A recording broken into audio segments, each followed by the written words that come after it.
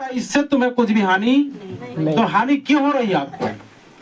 आप टूट फूट बिगड़ क्यों रहे हैं? इसका मतलब है कि अपने आप को नहीं पहचान पाए हैं, तभी तो ना।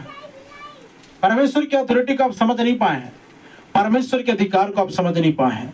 अगर जिस दिन अधिकार को समझते तो परमेश्वर का वचन कहता है, लिखा कि देखो मैंने तुम्हें शत्रु की सारी सामर्थ को रौंदने का अधिकार दिया है। क्या क्या लिखा है, पढ़ेंगे अगर जो निकाले हैं तो जी।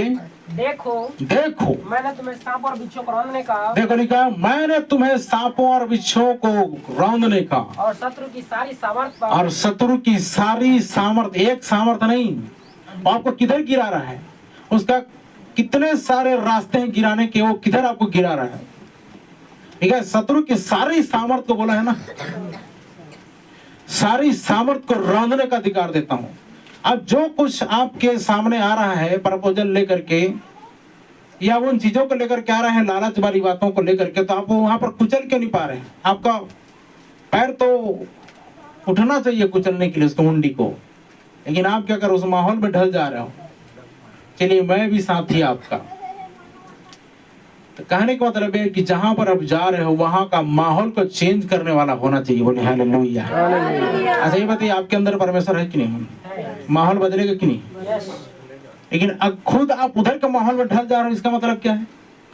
आपका पलड़ा भारी अभी तक नहीं हुआ है और झुकाव आपका किधर है? संसार के, और इसीलिए संसार की तरफ गिर रहे थे।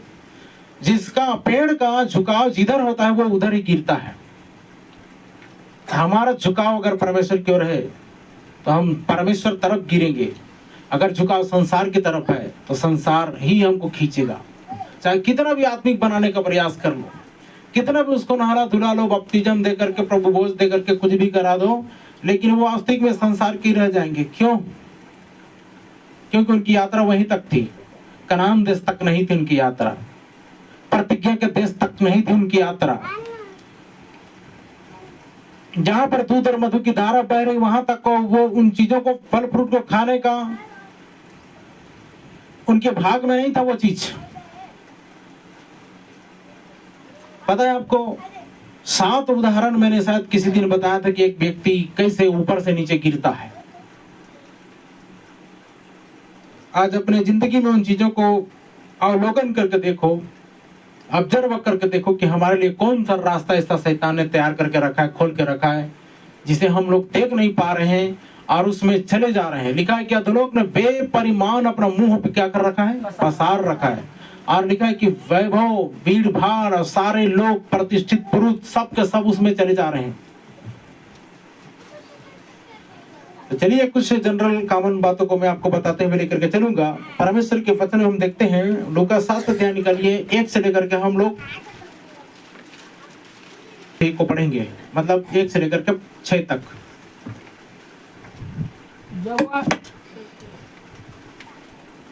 जब वह लोगों से ये सारी बातें कह चुका, जब वह लोगों को अपनी सारी बातें सुना चुका, तो कफरनहूम में आया। वहाँ किसी सूबेदार का एक दास, हाँ, जो उसका प्रिय था, जी, बीमारी से मरने पर था।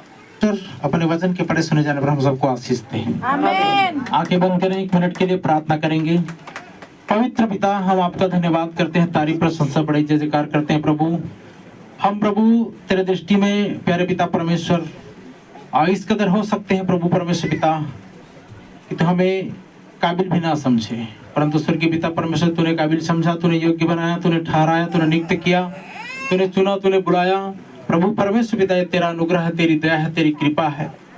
प्यारे पिता परमेश्वर, इन सारे मामलों को जांच पड़ताल करें। वचन पढ़ा गया आपका है, सुनने वाले भी आपके, बोलने वाले आपके हैं।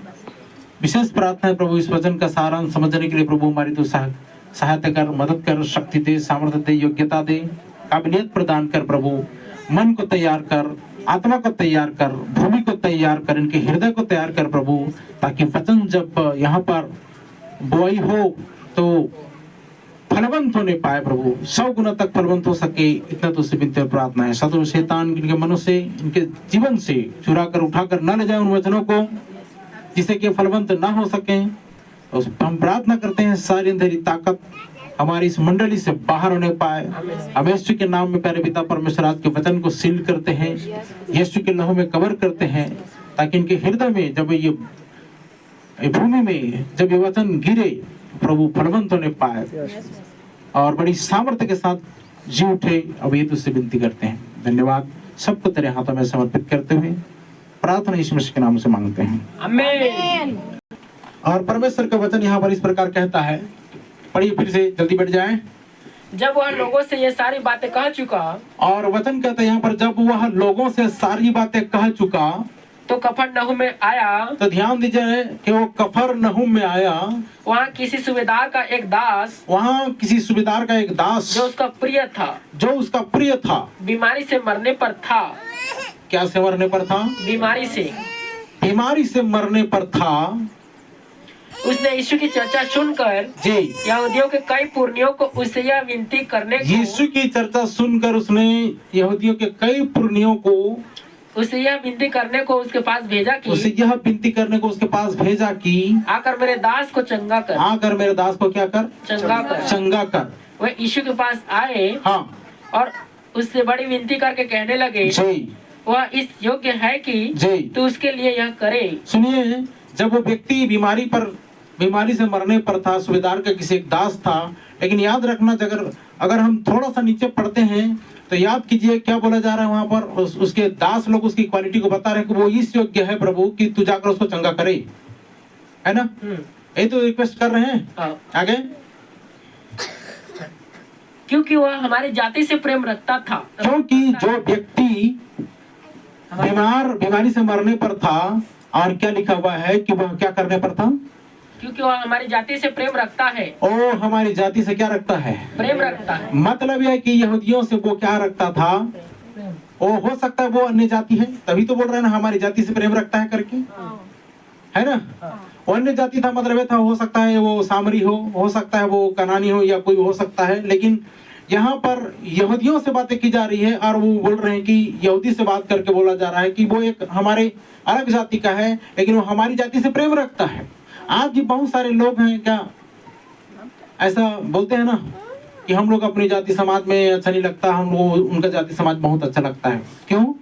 क्योंकि उनके अंदर वो बातें पाई जाती है जो हम तलाश कर रहे हैं, जो हम ढूंढ रहे हैं, वो उनके अंदर वो बातें पाई जाती है।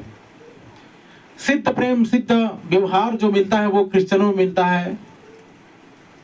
समझ आ रहा है? इसीलिए लोग, बहुत सारे लोग क्या बोलते हैं कि हम लोग वो समाज बढ़िया लगता है, क्योंकि ये समाज में बहुत सारी बातें हैं। तो वैसा ही वो यहाँ पर बात आती है कि उसने क्या किया था, यहूदियों से प्रेम रखता है। और आगे, और उसी ने हमारे आराधनालय को बनाया है। बताओ रे भाई, उसके अंदर इतनी वो प्रॉपर्टी वाला व्यक्ति था कि क्या लिखा है वचन में कि उसी ने हमारे आराधनालय को क्या किया है? बनाया है। और वो खुद बीमार पड़ा है, आराधनालय को बनवा दिया है और खुद बीमार पड़ा है। प्रभु वो इस योग्य है, इस काबिल है कि तू जाए और उसका जो दास वहां पर वो क्या हो रहा है, बीमारी से मरने पर उसको तो क्या करे? चंगा करे, क्योंकि उसने हमारे आराधनालय को क्या किया है? बनाया है। तो कुछ लोग ऐसे भी हैं जो आराधनालय को बनवाने वाले भी होते हैं। सोचिए आराधनालय में कितना खर्चा हुआ। हम तो यहाँ पर सबने मिलकर थोड़ा मेहनत मजदूरी करके जैसा हमसे बन पड़ा उन सारी चीजों को कलेक्शन करके हमने क्या किया, सबके लिए बोला गया था बराबर देना, लेकिन कोई कम दिए, कोई ज्यादा दिए, कोई मीडियम दिए, ऐसा करके सबने कुछ दिया ही है। अभी भी थोड़ा सा काम पेंडिंग पड़ा है। देखो यहाँ पर एक व्यक्ति है जो क्या कर रहा है, आराधनालय को बनवाया था, और जितना आराधनालय का लोग संगति का फायदा उठा रहे थे उसके बारे में लिखा हुआ है कि उसी ने हमारे आराधनालय को बनवाया है। क्या किया है? आराधनालय को क्या किया? उसने बनवाया है। सोच सकते हैं कि आराधनालय को बनवाया था उस समय, यीशु मसीह के समय में आराधनालय जो थी किस टाइप की, किस डिजाइन की थी और कितना लागत में बन जाती थी वो तो मालूम नहीं, क्योंकि उधर तोड़ा चलता था और पाई चलता था और क्या बोलते हैं उसको, सेकेल चलता था, है ना? चांदी के सिक्के चला करते थे। अभी तो यहाँ पर नोट चल रहे हैं। क्या चल रहे हैं? नोट चल रहे हैं। तो उस समय ऐसा हुआ करता था, और उन सारे बातों को लेकर के उसने क्या किया था? आराधनालय को बनवाया था। आराधनालय को बनवाया था तो प्रभु को भी स्मरण आया। प्रभु को लोग बोले कि देखो प्रभु, ये व्यक्ति ऐसा है जिसने हमारे आराधनालय को बनाया है, जिसमें आज हम बैठ करके प्रचार कर रहे हैं, जिसमें हम बैठ करके आराधना कर रहे हैं, प्रार्थना कर रहे हैं, चंगाई सभा हो रही है, उन्नति की बातें हो रही है, धार्मिक बातें हो रही है, ऐसा आराधनालय को बनवाने वाला यही व्यक्ति है। इसलिए प्रभु तुम्हें जाकर उसको क्या करना चाहिए?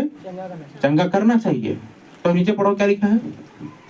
यीशु उनके साथ गया जी, पर जब वह घर से दूर न था। आप ध्यान से सुनना कि जब वह यीशु उनकी बातें को सुनकर वह उधर गया, मतलब लोगों की बातें सुनकर यीशु उधर गया।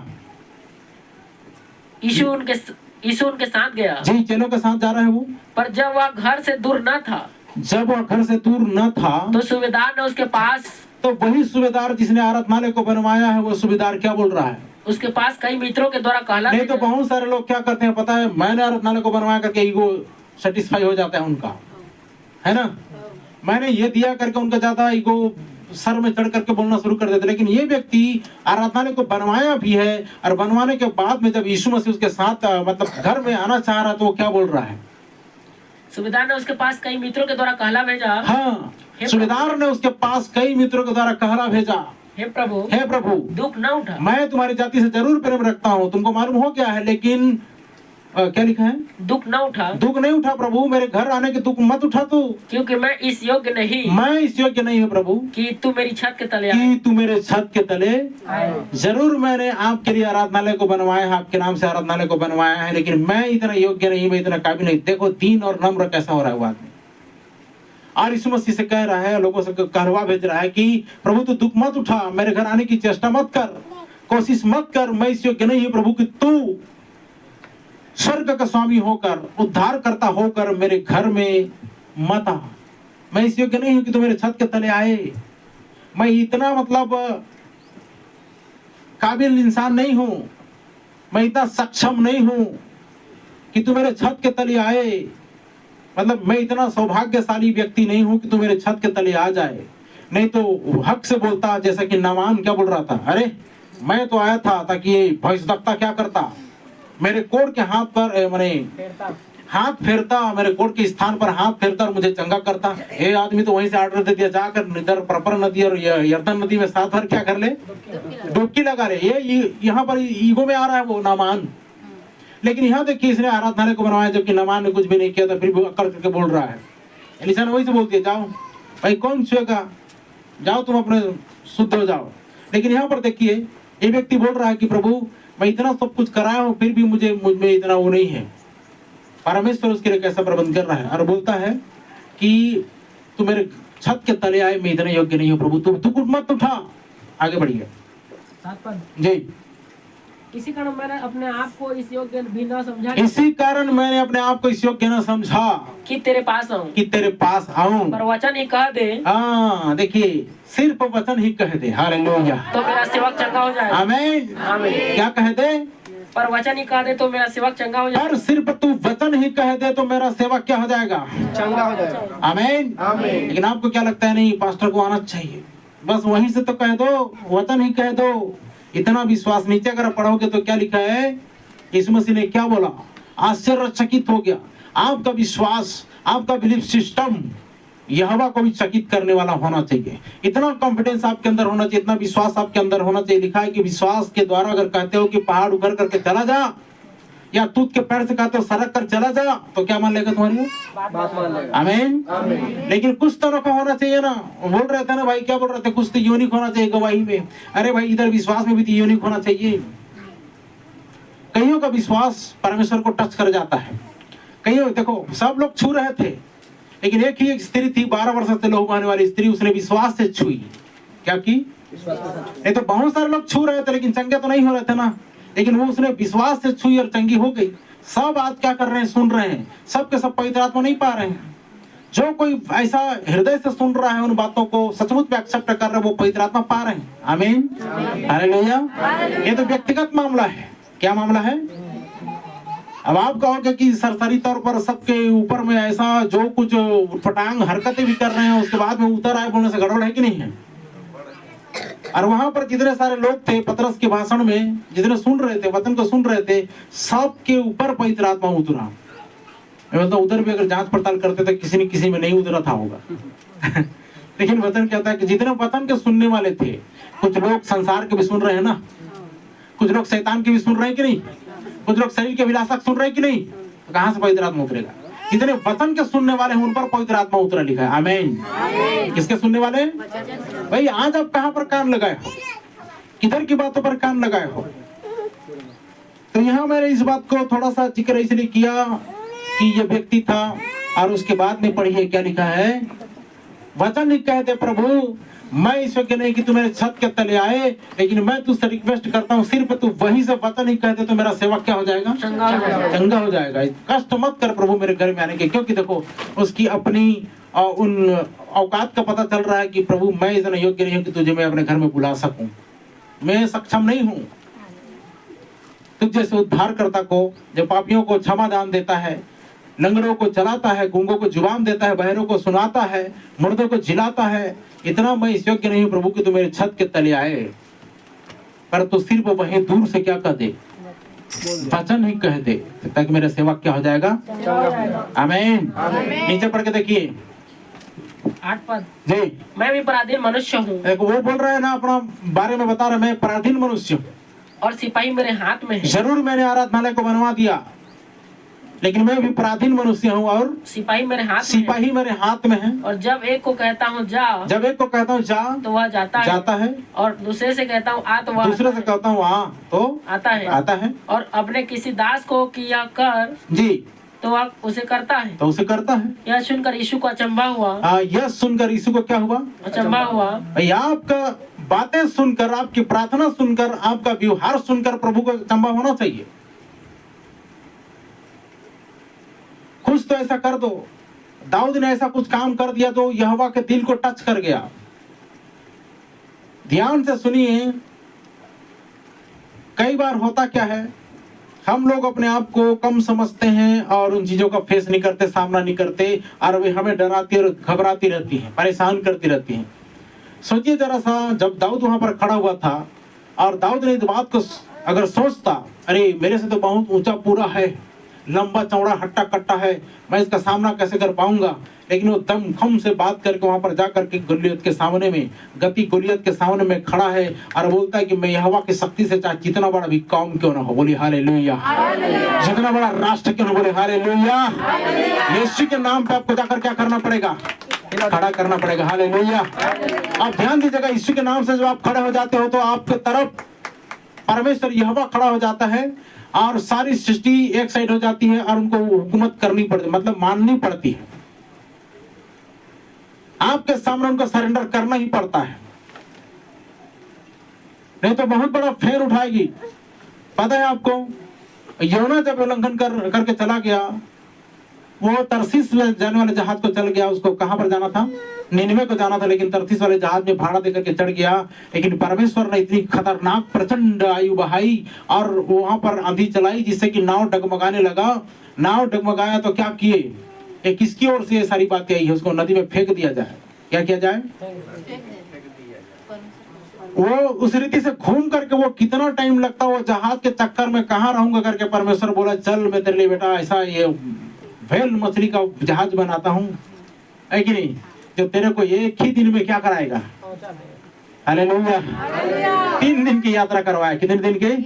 और वो जहाज में जब आता तो हो सकता 3 महीने लगते। कितने महीने लगते? वो कहीं पर रुकते आते, कहीं पर क्या करते आते, कहीं पर क्या करते आते। 3 दिन इसको भूखा रख दिया और 3 दिन में चले बेटा तो इसको लिखा। वो स्पीड से जा रही है व्हेल मछली, स्पीड से जा रही। वो 3 महीने का यात्रा को 3 दिन में तय करवा दिया इधर, और इधर 3 दिन की यात्रा को 40 साल लगवा दिया, क्योंकि कुड़कुड़ाहट थी। परमेश्वर की योजना वहां पर पूरा करनी थी, यहाँ भी पूरा करना था। इधर 40 साल लग रहा है, लेकिन उधर 3 दिन में क्या करवा दिया? पूरा कर दिया। व्हेल मछली इतना स्पीड से आई, जहाज उतना स्पीड जा सकती है क्या? क्योंकि देखो, जहाज को डर है कि वो चट्टान से टकरा जाए। उनको दिशा सूचक यंत्र चाहिए रहता है कि किधर जाना है, किधर नहीं जाना है। लेकिन व्हेल मछली को सब पता है कि किधर जाना और किधर। हालेलुया।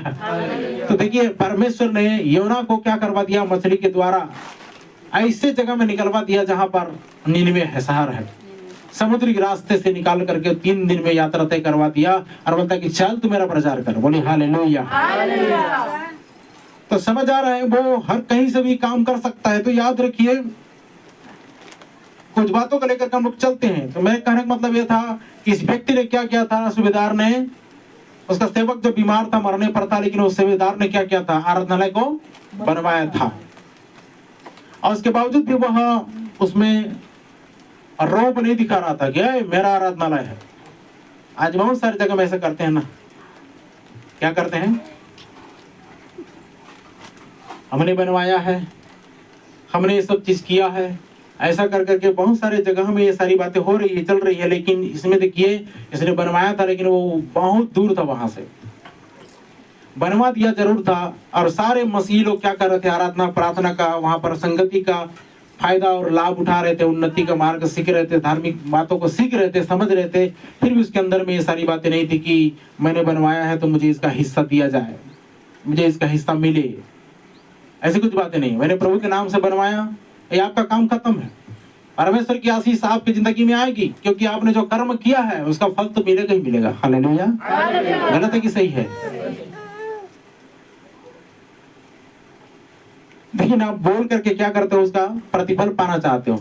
बोलिए मत, वो बोल रहा है क्या मैंने आराधनालय को बनवाया है, कोई और दूसरा गवाही दे रहा है। सही है? इसी ने प्रभु आराधनालय को बनाया है, जिसमें हम लोग बैठ करके आराधना प्रार्थना कर रहे हैं। और इस योग्य कि तू जाकर चंगा करे, लेकिन याद रखिए उससे कहीं बढ़कर प्रभु उधर काम कर रहा है। और बोल रहा है कि मैंने इस्राएल में, नीचे पढ़ोगे तो लिखा है कि मैंने पूरे इस्राएल राष्ट्र में, क्या लिखा है, मैं तुमसे कहता हूँ कि हाँ, मैंने इस्राएल में भी, देखो मैं तुमसे कहता हूँ कि पूरे इस्राएल में, मतलब पूरे राष्ट्र भर में ऐसा विश्वास नहीं पाया, ऐसा विश्वास नहीं पाया जो इस सूबेदार के अंदर में है। बोलिए आमीन। और फिर क्या हुआ, प्रतिज्ञा क्या, भविष्यवाणी किया कि नहीं नीचे? हाँ।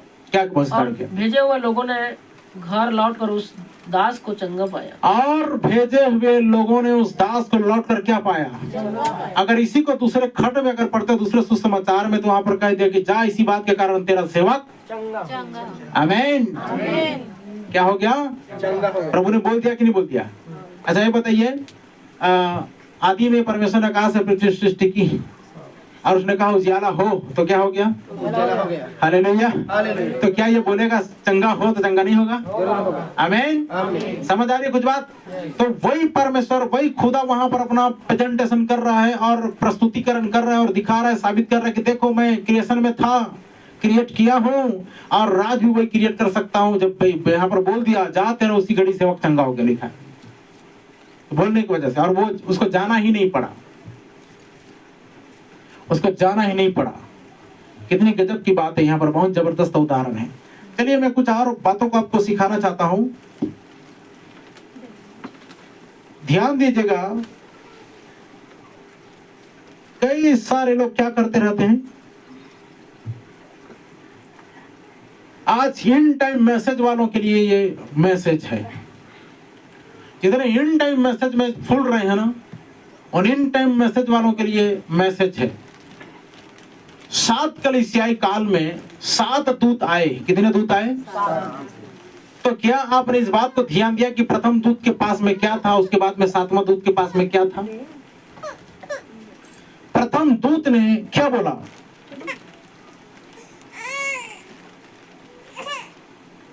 पहले कुरिन्थियों अध्याय 2 और उसका 4 पद को पढ़िए।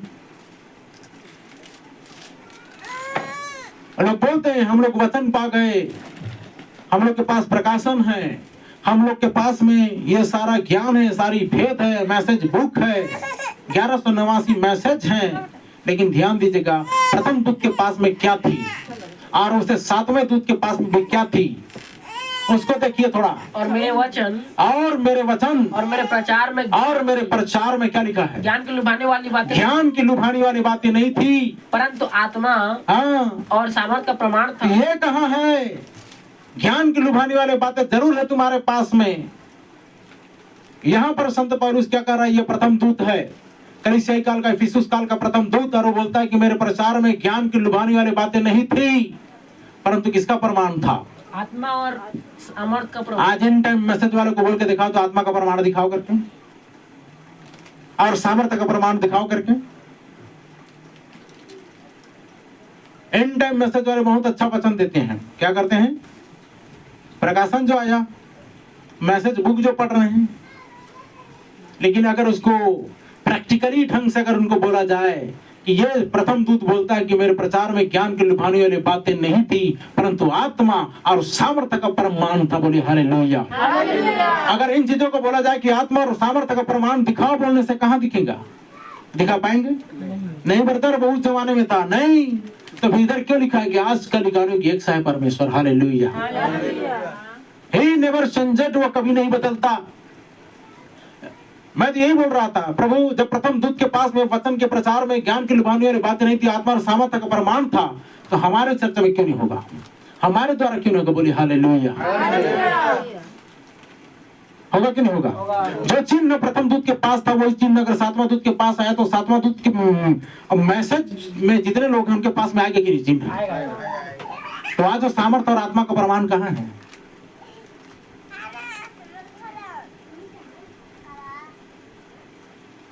चलिए आगे देखते हैं।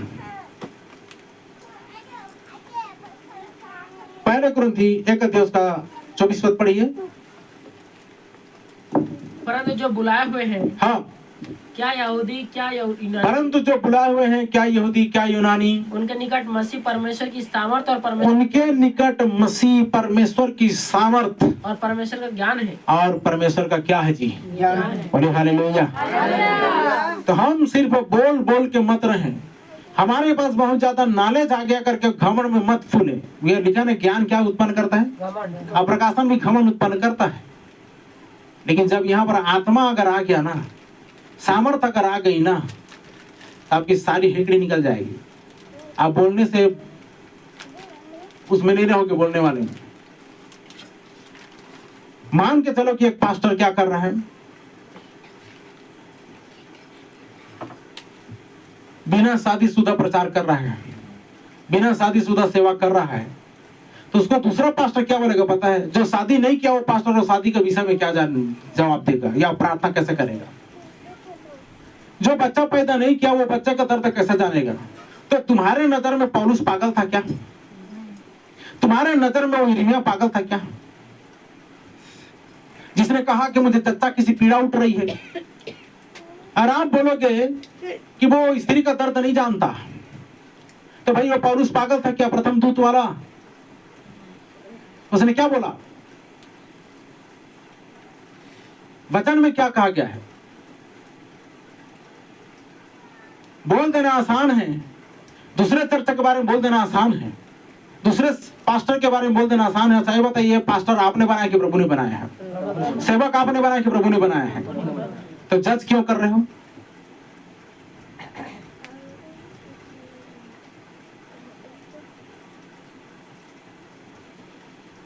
अच्छा, पहले कुरिन्थी 2:5 पद पढ़िए।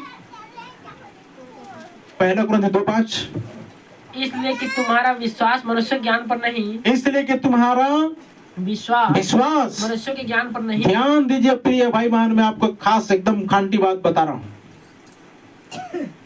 इसलिए कि तुम्हारा विश्वास मनुष्य के ज्ञान पर निर्भर नहीं होना चाहिए, परंतु परमेश्वर की ज्ञान पर नहीं, परंतु परमेश्वर की सामर्थ्य पर निर्भर हो। बोलिए हालेलुया। अच्छा देखिए, उसकी सामर्थ्य को अगर जान गए ना, उसकी सामर्थ्य अगर जान गए तो वो सारी बातें पाई जाती हैं। देखिए, मूसा ने सामर्थ्य से बहुत बड़े बड़े आश्चर्य कर्म किए, एलिया ने सामर्थ्य से बड़े बड़े आश्चर्य कर्म किए। उस सामर्थ्य को आपको पहचानने की जरूरत है, वो सामर्थ्य को आपको प्राप्त करने की जरूरत है। लिखा है, जब तक मनुष्य को स्वर्ग से सामर्थ्य न दिया जाए तब तक वो पा नहीं सकता है। हम करो, आपको क्या करना पड़ेगा? और याद रखिए, आज के जितने प्राचीन हैं, आज के युवा पीढ़ी से क्या रखते हैं पता है? जलन रखते हैं, क्योंकि युवा पीढ़ी एकदम प्रचारक आग का गोला के नहीं जा रहा है, और जो काम उनसे हो रहे हैं, उनसे जो काम नहीं बन पा रहे वो जलन कर रहे हैं।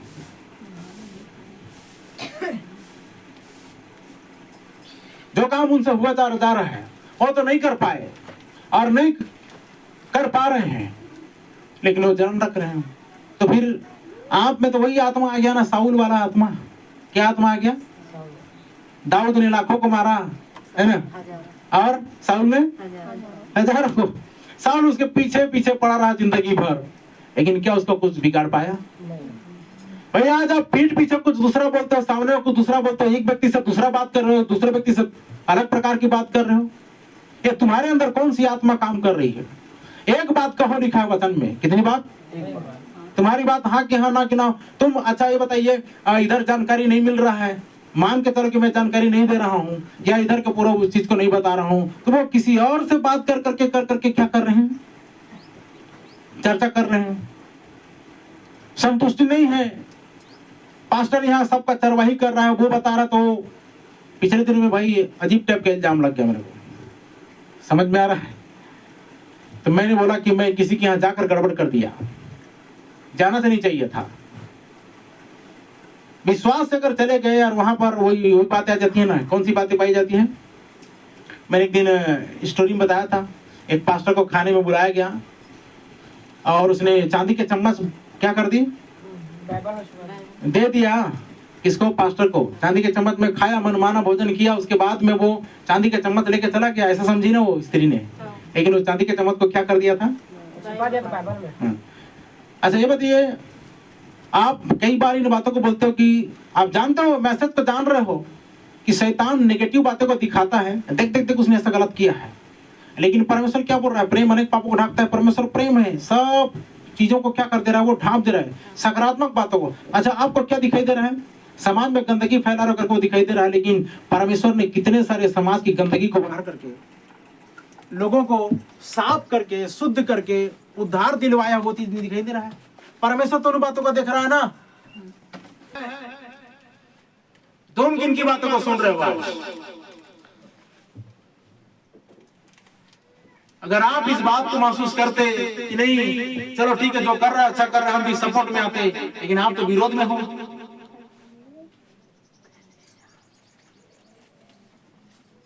आप कैसे जज कर रहे हो? परमेश्वर पॉजिटिविटी को लेकर के, सकारात्मक बातों को पकड़ करके लेकर के चल रहा है, और लेकिन शैतान नेगेटिविटी को लेकर के पकड़ करके चल रहा है। देखो उसने ऐसा गलत किया है,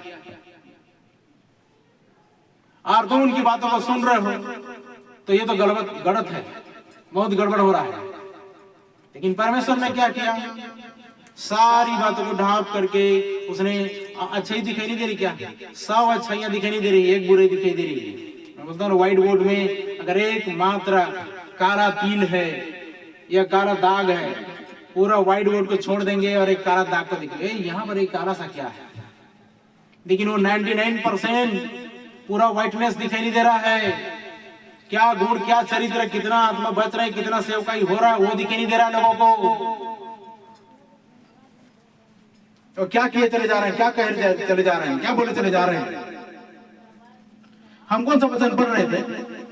अब पहला कुरिन्थियों 4 अध्याय 2 अध्याय 5 मत पढ़िए। अच्छा हम पढ़ रहे थे ना, क्योंकि इसलिए कि तुम्हारा विश्वास मनुष्य के ज्ञान पर नहीं परंतु परमेश्वर की सामर्थ्य पर निर्भर हो। आगे पढ़िए 4 अध्याय 19 पद। पहला कुरिन्थियों 4:19। परंतु प्रभु ने चाहा तो मैं तुम्हारे पास शीघ्र ही आऊंगा। परंतु प्रभु ने चाहा तो मैं तुम्हारे पास शीघ्र ही आऊंगा। और उन खुले हुओं की बातों को नहीं, देखो क्या लिखा है? उन खुले हुओं की बातों को नहीं, उनकी सामर्थ को जान लूंगा। परंतु उनकी सामर्थ को जान लूंगा। बोले हालेलुया। पौलुस प्रथम दूत क्या बताना चाह रहा है? उस प्रथम कलीसियाई काल के लोगों को लेकर जा रहा है कि परंतु प्रभु ने चाहा तो मैं तुम्हारे पास शीघ्र ही आऊंगा, और उन खुले हुओं की बातों को नहीं, घमंड से फूल गए उनकी बातों को नहीं। अच्छा बताइए, परमेश्वर का राज्य बातों में कि सामर्थ्य में? सामर्थ्य में है। Hallelujah, hallelujah. तो ये तो बातों में क्या कहे जा रहे हैं? तीरंदाजी करे चले जा रहे हैं, बातों ही बातों में हवा फायरिंग किए चले जा रहे हैं। इसे कुछ नहीं होने वाला है, होने वाला तो यहाँ पर लिखा है, उन फूले हुओं की बातों को नहीं, घमंड से फूल गए उनकी बातों को नहीं, परंतु उनकी सामर्थ्य को क्या कर लूंगा? जान लूंगा। उनके अंदर में क्या सामर्थ्य है उनको जान लूंगा। इसी से जाना जाता है। बातों में तो कुछ भी फेंक देंगे, कुछ भी अफवाह फैला देंगे, चारी चुगली, निंदा, झूठ, बुराई, इतना ज्यादा कुछ भी बोल सकते हैं, लेकिन ध्यान दीजिएगा उनकी सामर्थ्य को जानना बहुत ही जरूरी है। ना भक्ति का भेद धरेंगे परंतु शक्ति को। पहला कुरिन्थियों 4 अध्याय 20 पद पढ़िए जी। पहला कुरिन्थियों 4:20। क्योंकि परमेश्वर का राज्य बातों में नहीं परंतु सामर्थ्य में है। आमीन। इस बात को बता रहा था ना, क्योंकि परमेश्वर का राज्य किसमें नहीं? बातों में नहीं। बातों में नहीं है। किसमें है? हालेलुया। परमेश्वर का राज्य बातों में नहीं परंतु, लेकिन आज बात बोल बोल करके क्या कर रहे हैं लोग? इतना सारा मैसेज बुक पढ़ रहे हैं और उसी को धड़ल्ले से प्रचार किए चले जा रहे हैं। अरे तुम्हारे पास क्या फीलिंग है? तुम्हारे पास क्या अनुभव है? मैसेज को लेना है, बहुत अच्छी बात है।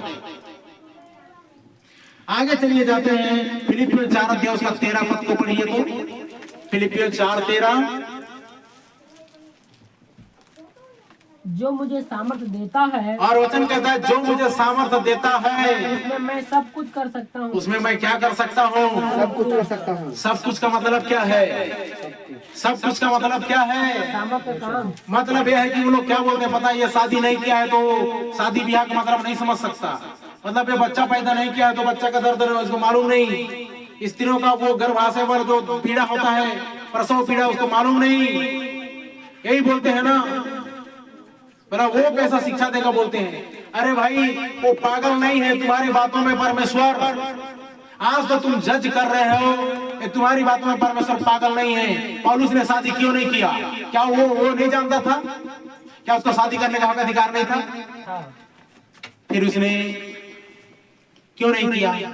और नहीं करने के बावजूद भी वो प्रेरित था, वो भविष्यवक्ता था, वो प्रचारक था।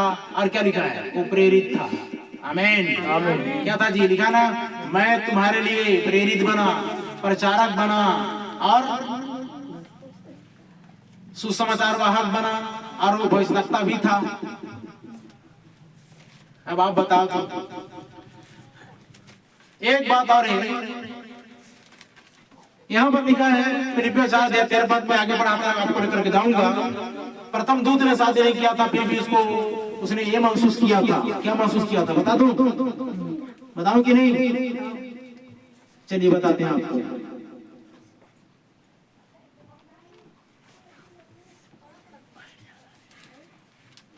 गलतियों 4:19 पद पढ़िए। गलतियों 4:19।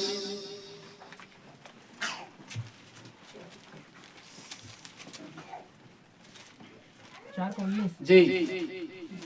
हे मेरे बालकों, हे मेरे बालकों, जब तक तुम में मसीह का रूप न बन अरे वो बाप कैसा बना? आप सांसारिक रीति से दृष्टि करते हो, तुलनात्मक दृष्टिकोण आपका कैसा है? देखिएगा, आपको यहाँ पर मैं एकदम सिद्ध पा रहा हूँ कि ये मेरा नजरिया है। हालेलुया।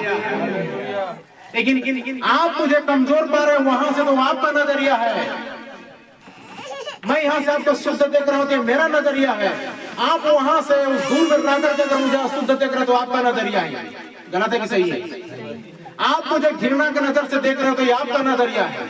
मैं आपको प्रेम की नजर से देख रहा हूँ तो मेरा नजरिया। बोलिए हालेलुया, हालेलुया। इसके मन शुद्ध हो परमेश्वर को क्या करेंगे? आमीन। इसके मन शुद्ध नहीं हो परमेश्वर को आज नहीं देख पा रहे हैं। देख पा रहे हैं क्या?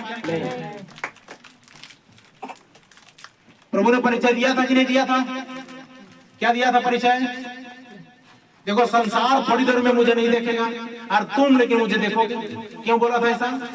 स्पिरिट बात क्यों बोला था? संसार मुझे नहीं देखेगा, शरीर में नहीं देखेगा, लेकिन आत्मा में तुम्हारे अंदर होऊंगा। लिखा है ना? बोलिए आमीन। आमीन। क्या बोला था यीशु मसीह ने? वो तुम्हारे साथ रहता है और वो तुम में होगा। आमीन। लगता है आज आप लोग इंटरेस्टेड नहीं हो। आपके अंदर में आज में जोश उमंग नहीं दिखाई दे रहा है। सब सुस्त पड़ गए हैं। गर्मी का मौसम लग गया क्या आपको? लूज मौसम शुरू हो गया क्या? लू लग गया अभी से? अरे अभी तो पूरा गर्मी महीना बाकी है। जितना गर्मी आ रही है हम तो और तेज होते चले जा रहे हैं। आपके अंदर में जब ये इन सारी बातों को सुन करके अगर उत्तेजना नहीं आती है तो वही वचन सुनने का कोई मतलब नहीं। आप तो ऐसा लगता है कि वो कथा कहानी सुनने के लिए गए हो और लास्ट में पूछेंगे ये क्या चीज है, बोलने से आपको क्या बोलोगे? गड़बड़ हो जाएगा। तो मैं क्या बोल रहा था? पढ़िए क्या लिखा है। पौलुस बोलता है मेरे बालकों, जब तक तुम में मसीह का रूप न बन जाए, जब तक तुम्हारे अंदर मसीह का रूप न बन जाए, तब तक मैं तुम्हारे लिए फिर जच्चा किसी पीड़ाएं सहता हूँ। तब तक मैं तुम्हारे लिए जच्चा किसी पीड़ा। जच्चा किसी पीड़ा कौन सा आती है? गर्भवती महिला। गर्भवती महिला ना। ये पौलुस किधर गर्भवती हो रहा है? पौलुस पुरुष होकर गर्भवती कैसे हो गया है? आत्मा में। आत्मा में, आमीन। लेकिन तुम शरीर में देख रहे हो, परमेश्वर आत्मा में देख रहे हैं। बोलिए हालेलुया। ये तुम्हारा दृष्टिकोण है, पास्टर, प्रचारक, प्रेरित जो भी है, ये तुम्हारा दृष्टिकोण है। परमेश्वर आत्मा में देख रहे हैं। बोलिए हालेलुया।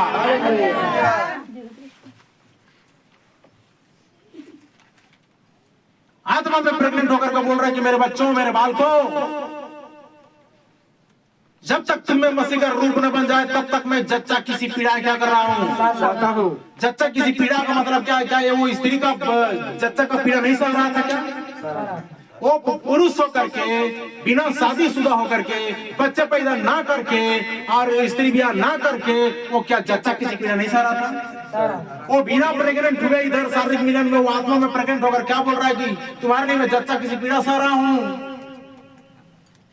उसको तुम सिखाओगे और ये बोलोगे कि पास्टर जब तक शादी नहीं करेगा तो स्त्री का महत्व नहीं समझ पाएगा, या बच्चे का महत्व समझ नहीं पाएगा, या जच्चा किसी पीड़ा को सहन नहीं कर पाएगा। मैं आपको वचन बताता हूँ, ध्यान दीजिए।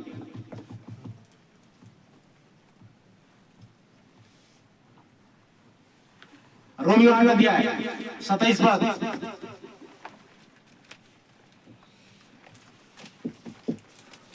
उसी बात को यिर्मयाह भी बोलता है, उसी बात को दाऊद भजन संहिता में बोलता है, उसी बात को परमेश्वर खुद बोलता है। ध्यान दीजिएगा।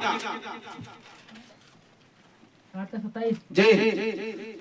और मनों का जांचने वाला जानता है कि आत्मा की मनसा क्या है। और मनों का जांचने वाला जानता है कि आत्मा की मनसा क्या है। क्योंकि वह पवित्र लोगों के लिए परमेश्वर की इच्छा के अनुसार विनती करता है। क्योंकि वह पवित्र लोगों के लिए परमेश्वर की इच्छा के अनुसार क्या करता है? विनती करता है। आमीन। चलिए आगे देखते हैं। तो हम रोमियो 14 अध्याय उसका 10 पद पढ़िए। रोमियो 14:10। तू अपने भाई पर क्यों दोष लगाता है? तू अपने भाई पर क्यों दोष लगाता है? या तू फिर क्यों अपने भाई को तुच्छ जानता है? एक मिनट ध्यान दीजिएगा। ये दोष लगाने वाला कौन है जी? शैतान है। तो इधर मतलब क्या कहता है? तू अपने भाई पर दोष क्यों लगाता है? ऐसा मैंने आपको कुछ पोस्ट बताया था। आदम जब पाप में गिरा, स्त्री हव्वा जब पाप में गिरी, तो क्या हो गया था? परमेश्वर से डिस्कनेक्ट हो गए थे। क्या हो गए थे? परमेश्वर से अलग हो गए। कैसे? पाप करके। डिस्कनेक्ट जब हुआ आदम, तो उसकी पत्नी से भी रिश्ता टूट गया था और दोष लगाना शुरू कर दिया था। इससे पहले क्या थे? वो परमेश्वर के प्रेजेंस में थे, कोई शिकायत नहीं थी, कोई दोष नहीं था वहां पर, कोई दुष्परिणाम, दुष्व्यवहार कुछ भी नहीं था वहां। सब एक बैग बहुत बढ़िया चल रहा था। लेकिन जैसे देखिएगा पाप आया तो विभाजन आ गई। क्या आया? तो पाप आया, परमेश्वर से डिस्कनेक्ट हो गए। और वहां पर बोलता है आदम को, परमेश्वर पुकार करके, आदम तू कहाँ है? बोलता है मैं तेरा शब्द सुनकर बारी में क्या हो गया? तो क्या तूने उस फल को खा दिया क्या? बोलता है कि इस स्त्री ने मुझे क्या कर दिया? विवश कर दिया। देखो अब इससे घृणा, नफरत शुरू हो गई। स्त्री को दोष लगना शुरू हो गया। मतलब ये तीनों आपस में क्या हो गए? टूट गए, अलग अलग हो गए तीनों के तीनों। मतलब परमेश्वर, आदम और हव्वा। और उसी समय से दोष लगाने का आरंभ हो गया। और याद रखना क्या लिखा है कि अगर इस विषय को सर्च करोगे तो सबसे अंतिम बात पाया जाता है कि भाइयों पर दोष लगाने वाला शैतान गिरा दिया गया, लिखा है। आज भी क्या कर रहा है वो? भाइयों पर दोष लगा रहे हैं ना। क्या दोष लगा रहे हैं? वो तुम्हारी नजर जान रहा है, वो तुम्हारा व्यवहार जान रहा है, वो तुम्हारा सब कुछ जान रहा है। परमेश्वर के पास जाके अपील कर रहा है कि देखो ये गलत कर रहा है, देखो ये भाइयों पर दोष लगा रहा है वो। आप परमेश्वर की नजर से क्यों नहीं देखते? आप परमेश्वर के वचन से परिपूर्ण क्यों नहीं हो जाते? और लोगों को परमेश्वर की नजर से क्यों नहीं देखते? इसलिए मैं बोलता हूँ कि अगर सबको अच्छा देखना है तो आपका नजरिया अच्छा होना चाहिए। बोले हालेलुया। अगर आप सबको गलत देख रहे हो तो आपका नजरिया गलत है। परमेश्वर की नजर से सबको देखना शुरू करो ना।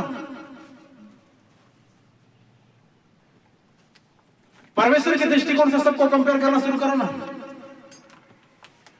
आप ज्ञानी हो गए बोल करके क्या कर रहे हो पता है?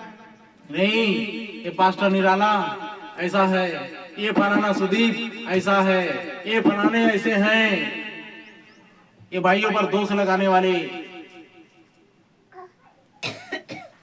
आगे चलिए जाते हैं। क्या लिखा है? या तो फिर क्यों अपने भाई पर दोष लगाता है? पढ़िए या तू फिर क्यों अपने भाई को तुच्छ जानता है? या तू क्यों अपने भाई को तुच्छ जानता है? हम सब के सब परमेश्वर के न्याय सिंहासन के सामने खड़े होंगे। हम सब के सब परमेश्वर के न्याय सिंहासन के सामने क्या होंगे? खड़े होंगे। अच्छा ये बात बताइए मेरे को, मान के चलो कि राजन भाई के अंदर में पवित्र आत्मा है, ठीक है ना? मान लो नहीं है, डेफिनेटली है। अगर भाई राजन को मैं तुच्छ जान रहा हूँ तो किसको जान रहा हूँ? किसको जान रहा हूँ? करेक्ट समझ आया आपको? मान के चलो कि अगर भाई को मैं राजन को तुच्छ जान रहा हूँ तो ये राजन कहाँ है? तो क्या लिखा है? मैं मसीह के साथ क्रूस पर अब मैं जीवित, इसके अंदर कौन जीवित है? हालेलुया। तो इसको तुच्छ जान रहा हूँ तो मैं किसको जान रहा हूँ? परमेश्वर के वचन में क्या कहते? जो तुम्हें तुच्छ जानता है वो, और जो मुझे तुच्छ जानता है वो भेजने वालों को तुच्छ जानता है। आपके अंदर कौन काम कर रहा है? आप अगर तुच्छ देख रहे हो, किसी को तुच्छ जान रहे हो, किसी को घृणात्मक दृष्टि से देख रहे हो, तो आपके अंदर कौन काम कर रहा है? जी, ये साउल की आत्मा नहीं है क्या? साउल का आत्मा, ये घृणा आत्मा नहीं है क्या? ये नफरत आत्मा नहीं है क्या? फिर क्यों बोलते रहते हो कि हम भाई आपके लिए कभी वो नहीं किए? लेकिन आपका स्वभाव क्या नहीं मालूम? उड़ने वाला जंतु तेरी बात को प्रकट कर देगा, लिखा है। बस दक्षता से क्या छिपा है? कुछ छिपा है? परमेश्वर से कुछ छिपा है? नहीं ना? चलिए पहले कुरिन्थी 2:11 पद पढ़िए।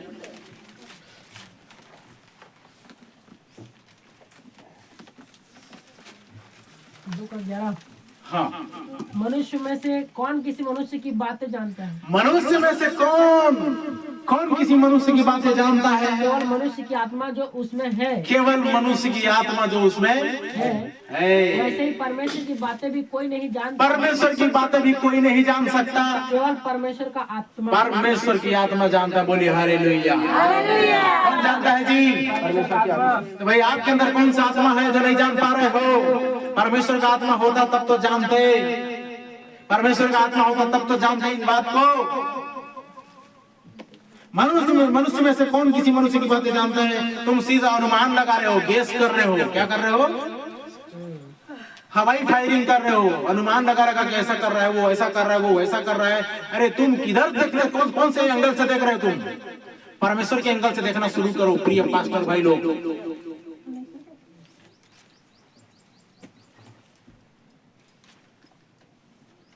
उसी का पहला कुरिन्थी 3:20 पद पढ़िए। और फिर प्रभु ज्ञानियों के विचारों को जानता है कि और फिर प्रभु ज्ञानियों के विचारों को क्या करता है?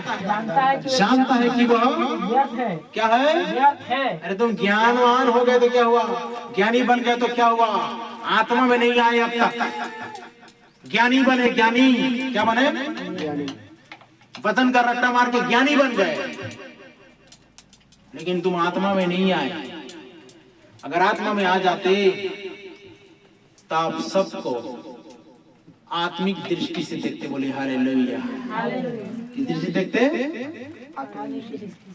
अच्छा एक बात बताइए, पहला कुरिन्थी का 2:15 पद पढ़िए। पहला कुरिन्थी 2:15।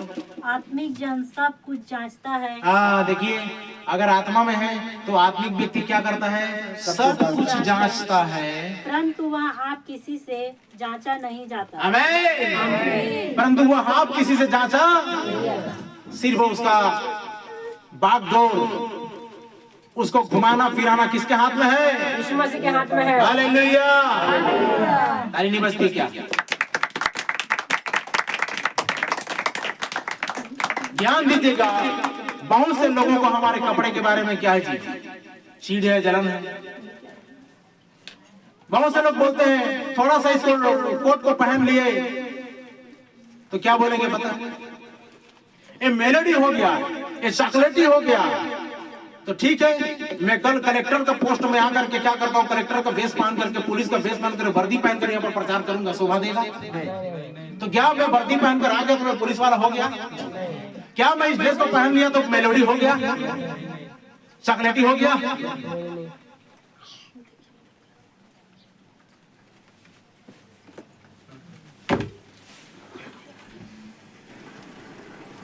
हालेलुया। हालेलुया। बातें समझ में आ रही है? इसका मतलब है कि अगर टोटल तुम आत्मा में जांच रहे हो तो मैं बोलता हूँ आत्मा तो कपड़ा नहीं पहनता, तुम भी मत पहनो। क्यों जी, सही है कि नहीं है?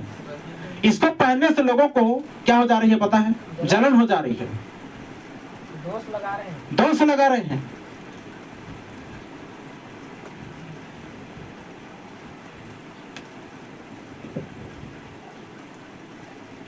ये सब प्रसिद्धि का चक्कर है, बोलते हैं भाई अरे संसार में आए हो, परमेश्वर ने जब रखा, ये पौलुस ने क्या बोला, आत्मा में मुझे जाना अच्छा है लेकिन तुम्हारे कारण मैं शरीर में रहूं ताकि तुम्हारी उन्नति हो। आमीन। मान के चलो कि इतने अच्छे चारा है, इतना अच्छा वचन, ये सारी चीजें जो दी जा रही है, मान के चलो कि हम शरीर में ना रहें, आत्मा आकर देगा नहीं, कहाँ से देगा? अब आत्मा आपके पास में आकर बोलेगा उठ उठ बोलने से तो आपको लगेगा अरे भूत आ गया करके, क्या लगेगा? उल्टा डर जाएंगे ना। हाँ, मतलब मैं इतना बताना चाह रहा हूं कि लोग कैसे कंपेयर कर रहे हैं, आज लोग कैसे कंपेयर कर रहे हैं, साधु बनने वाली बात करते हैं। तो ठीक है ना भाई, कमंडल पकड़ के बैठ जाओ ना, क्या के लिए रोज सेविंग कर रहे हो और क्या बोलते हैं कपड़े पहन रहे हो, नहा धो रहे हो, साधु साधु बन जाओगे ना, चुपचाप बैठ जाओ पेड़ के नीचे में। कांटा उड़ के, हाँ कांटा वाला बाबा। हाँ, वो गेरुआ वस्त्र पहन के बन जाओ, उसको साधु नहीं बोलते।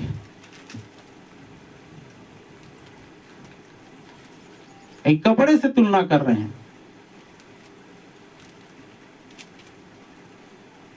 क्या हाँ समझ आ गया है लोगों को? क्या समझ में आ गया है?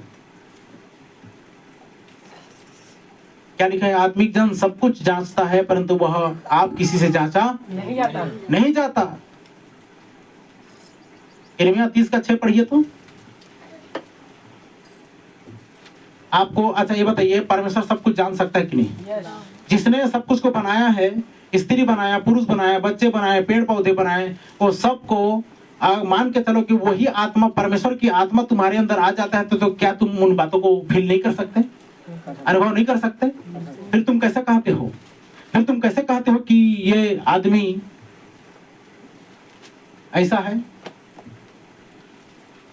पूछो तो भला हाँ, और देखो क्या पुरुष को भी कहीं जलने की पीड़ा उठती है? देखो, पूछो तो भला और देखो क्या कारण है कि सब पुरुष जच्चा के साथ क्या पढ़ रहे थे?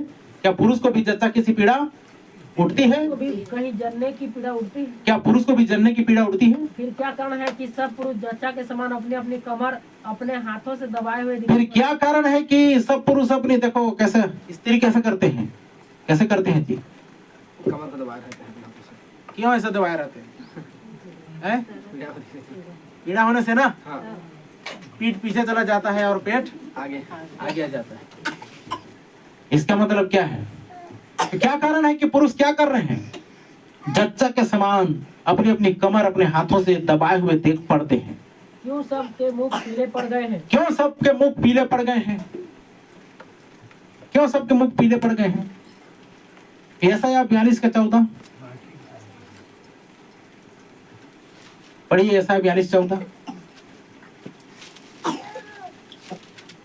बहुत काल से तो मैं चुप रहा देखो परमेश्वर यहोवा क्या कहता है, बहुत काल से मैं चुप रहा और मौन साधे अपने को रोकता रहा, और मौन साधे, चुप्पी साधे अपने को रोकता रहा, परंतु अब जच्चा के समान चिल्लाऊंगा। अरे देखिए, परमेश्वर के अंदर वो फील है, वो भावना है, और वही भावना अगर आज परमेश्वर किसी व्यक्ति पर अगर देना चाहता है तो ऑल राउंडर उसको इस्तेमाल कर सकता है। बोले हालेलुया। उसको एक छोटा सा बालक का अनुभव दे सकता है, उसको एक बड़ा पुरुष का भी अनुभव दे सकता है, उसको प्राचीन का भी अनुभव दे सकता है, उसको प्रोफेट का भी अनुभव दे सकता है, उसको प्रेरित का भी अनुभव दे सकता है, उसको जैसा चाहे परमेश्वर वैसा उसके साथ में व्यवहार कर सकता है। सही की गलत है? और जरूरी नहीं कि उसका शादीशुदा होना जरूरी है, जरूरी नहीं कि उसके बच्चे होना जरूरी है। लो तो बताओ, एलिया ने तो शादी नहीं किया था, अब उसको कैसा बोलोगे? एलिया को नहीं मालूम कि बच्चे कैसे होते हैं? फिर बच्चे को जिलाने का क्या मतलब हुआ? बच्चे को शिक्षा देने का क्या मतलब हुआ? वहां क्या एक पास्टर शिक्षा नहीं दे सकता? और कंपेयर करते हैं ना, कैसे पास्टर जैसा पास्टर है वैसा विश्वासी होंगे। तो भाई पास्टर तो इतना ज्यादा आत्मा से भरा हुआ, विश्वासी क्यों नहीं भरे होते?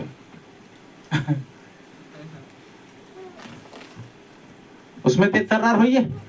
और आगे देखिएगा, और लोग क्या जांच करते हैं पता है, क्या तुलना करते हैं पता है?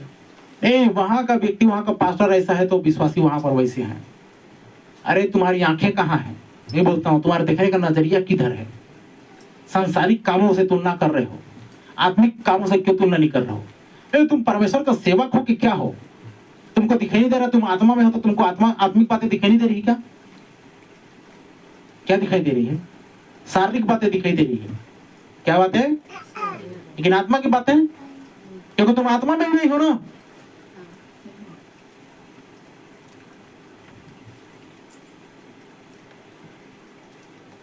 यह परमेश्वर क्या बोल रहा है? अपने आप को रोकते रहा, मौन साधे, अपने आप को रोकता रहा, चुप रहा, परंतु अब जच्चा के समान मैं चिल्लाऊंगा। जच्चा के समान, जच्चा चिल्लाती है क्योंकि दर्द का समय आ गया है, ऐंठन होना शुरू हो गई है, घबराहट, बेचैनी, प्यास सब शुरू हो गया है। और क्या कर रही वो? चिल्ला रही। तो ये बोल रहा है कि मैं जच्चा के समान चिल्लाऊंगा, मैं हाँप हाँप कर सांस भरूंगा। एक दौड़ने वाला व्यक्ति को देखिएगा, वो क्या करता है? हाँपता है, जीभ बाहर आता है और प्यास के मारे व्याकुल होता है, तालू चिपटती रहती है।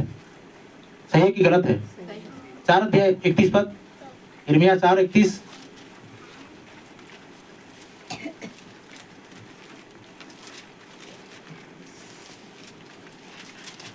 यिर्मयाह 4:31 पद। क्योंकि मैंने जच्चा का शब्द पहले उठे जानती हुई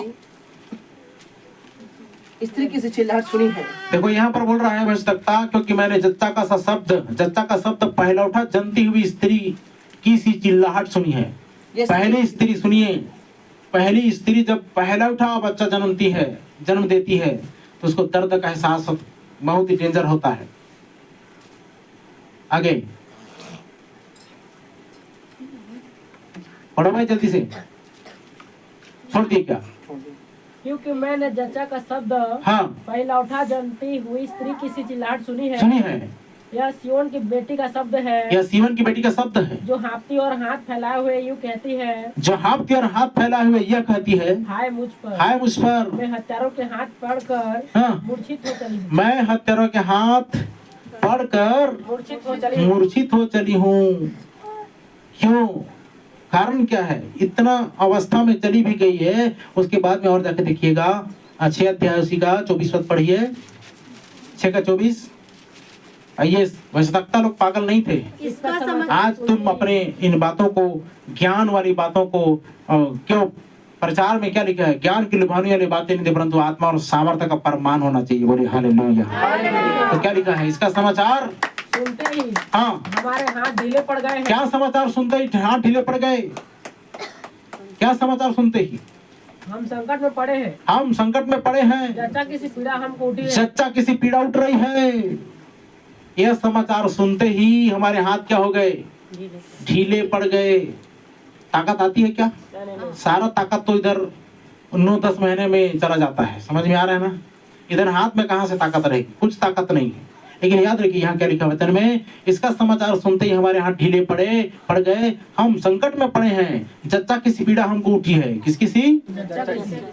संकट में पड़ने के बाद उनको जच्चा किसी पीड़ा उठ रही है, और वो मतलब ये करके चल नहीं पा रहे हैं, उठ नहीं पा रहे हैं, बैठ नहीं पा रहे हैं, और सो नहीं पा रहे हैं, अलती कल्ती ले नहीं पा रहे हैं। यही तो है ना जच्चा किसी पीड़ा।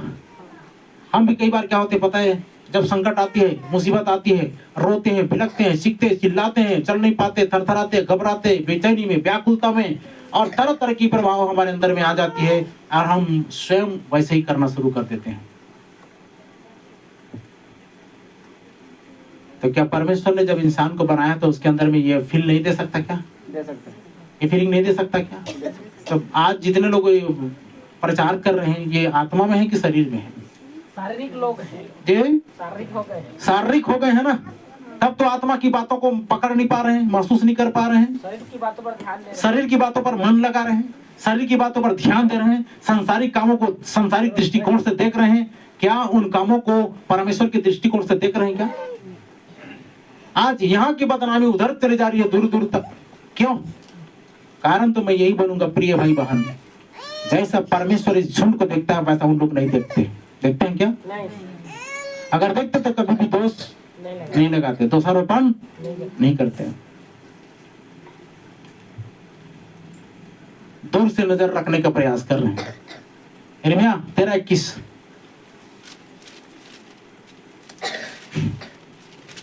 13:21 जब वह तेरे उन मित्रों को हाँ, तेरे ऊपर प्रधान ठहराएगा, जब उन मित्रों को तेरे ऊपर प्रधान ठहराएगा, जिन्हें तूने अपनी ही हानि करने की शिक्षा दी है, हाँ, तब तू क्या कहेगी? तब तो क्या कहेगी? क्या उस समय तुझे जच्चा की सी पीड़ाएं न उठेगी? हाँ, क्या उस समय तुझे जच्चा किसी पीड़ा न उठेगी? न उठेगी?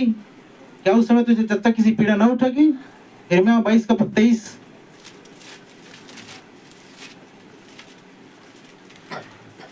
हे लबानोन हे लबानोन की रहने वाली, हाँ, हे देवदार में अपना घोंसला बनाने वाली, देवदार में अपना घोंसला बनाने वाली, जब तुझको जच्चा की सी पीड़ा उठे, जब तुझको जच्चा किसी पीड़ाएं उठे, तब तू व्याकुल हो जाएगी, क्या हो जाएगी? व्याकुल हो जाएगी। जच्चा किसी जब पीड़ा उठेगी ना, व्याकुल हो जाएगी, नींद नहीं आएगी, बेचैन हो जाओगे। भजन संहिता 48:6 ये सारे सेवक होकर, पुरुष होकर के स्त्री का अनुभव किए। वहाँ कपकपी ने उनको आ पकड़ा, वहां कपकपी ने उनको आ पकड़ा, और जच्चा की सी पीड़ाएं उन्हें होने लगी, और जच्चा किसी पीड़ाएं उनको क्या होने लगी? होने लगी, जच्चा किसी पीड़ाएं उनको होने लगी, जच्चा किसी पीड़ा उनको होने लगी। क्यों? स्त्री को भी हो सकती है क्या जच्चा किसी पीड़ा? नहीं, पुरुष को भी होता है कि नहीं? यस, मतलब वो पुरुष जनने का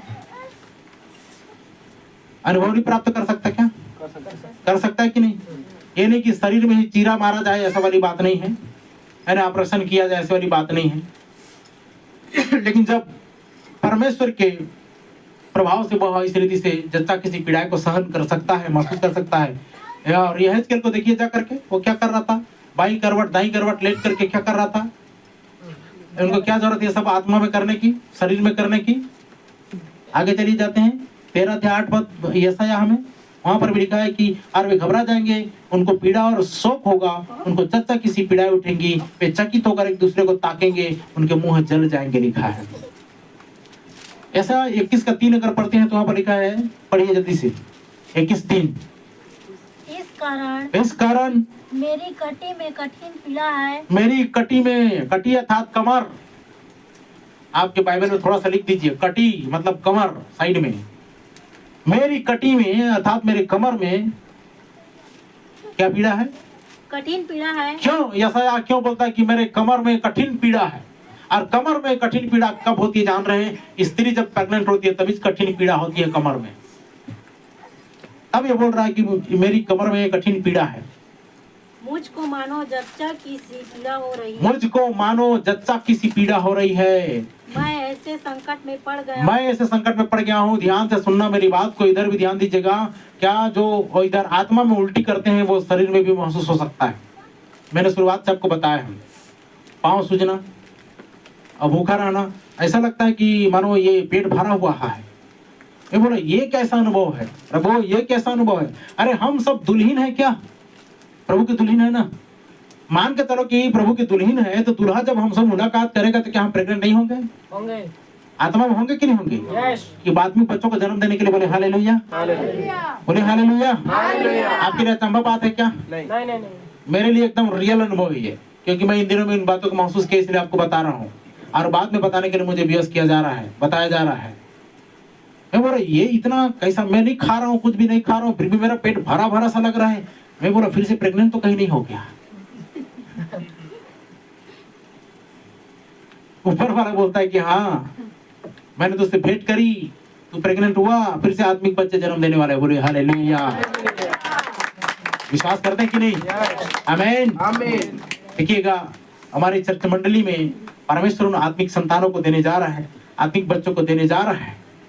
तो ध्यान दीजिएगा। अब इसमें बहुत सारे लोग क्या करते हैं भाई, सांसारिक तुलना करते हैं ना, सांसारिक दृष्टिकोण से देखते हैं, वहाँ के लोग ऐसे हैं, वहाँ के लोग ऐसे हैं, ऐसा कर रहे हैं, वैसा कर रहे हैं। अरे आत्मा में देखो, आत्मा में परमेश्वर किधर बढ़ा रहा है उसको देखो, परमेश्वर किस रीति से काम कर रहा है उसको देखिए। मैंने पिछले दिन आपको बताया था किसको बता रहा है परमेश्वर ऐसा।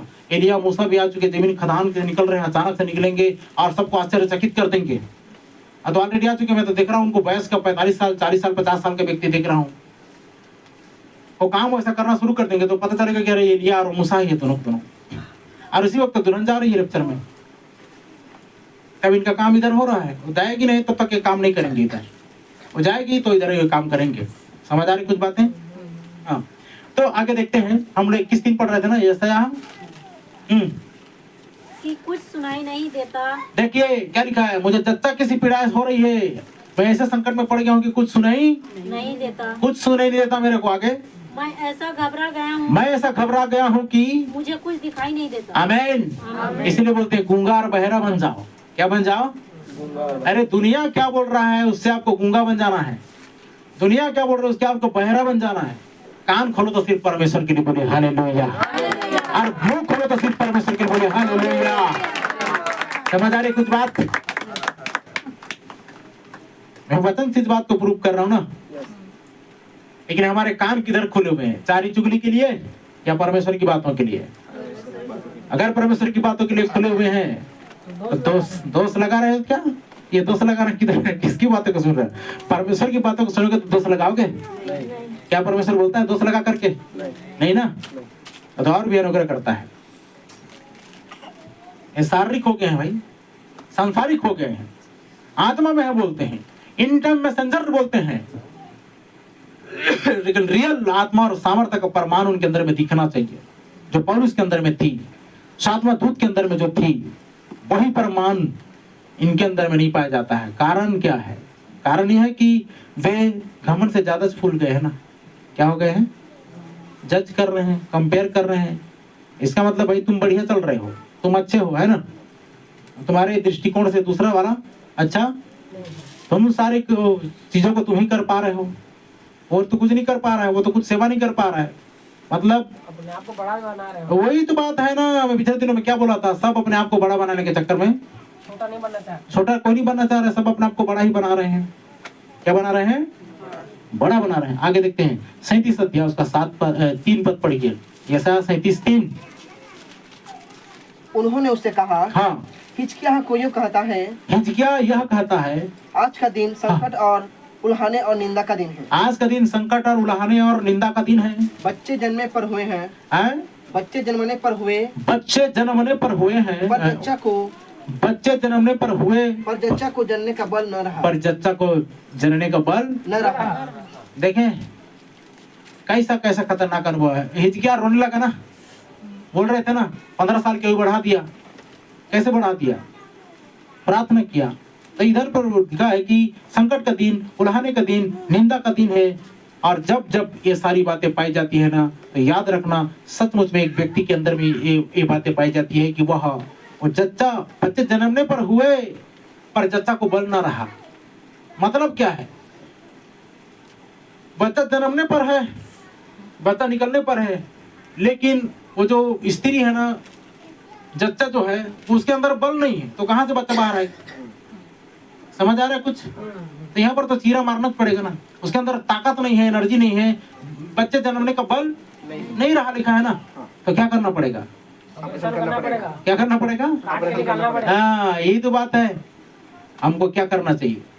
परमेश्वर के वचन से प्रोटीन, विटामिन, मिनरल सबको ले रहना चाहिए। और बच्चे जनने का जब समय आए तो निंदा, मान, बदनाम सारी चीजें आए, ऐसा सबको साइड करके हमको क्या करना चाहिए?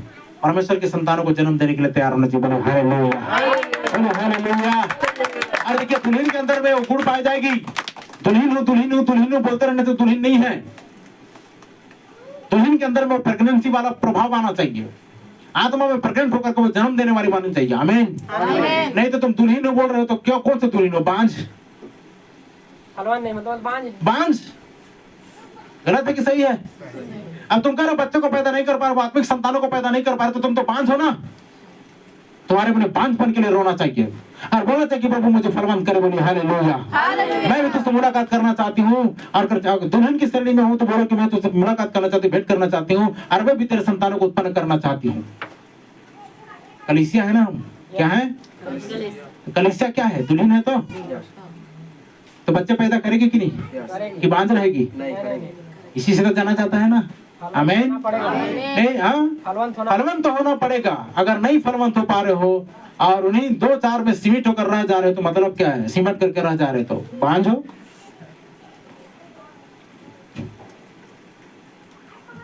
आगे देखते हैं 42 अध्याय 14 पद। अच्छा वो उसको हम पढ़ दिए हैं शायद, पढ़े हैं ना।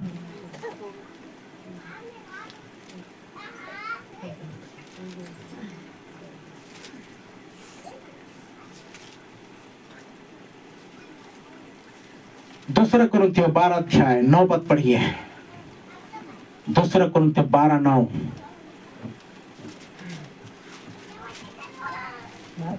जी।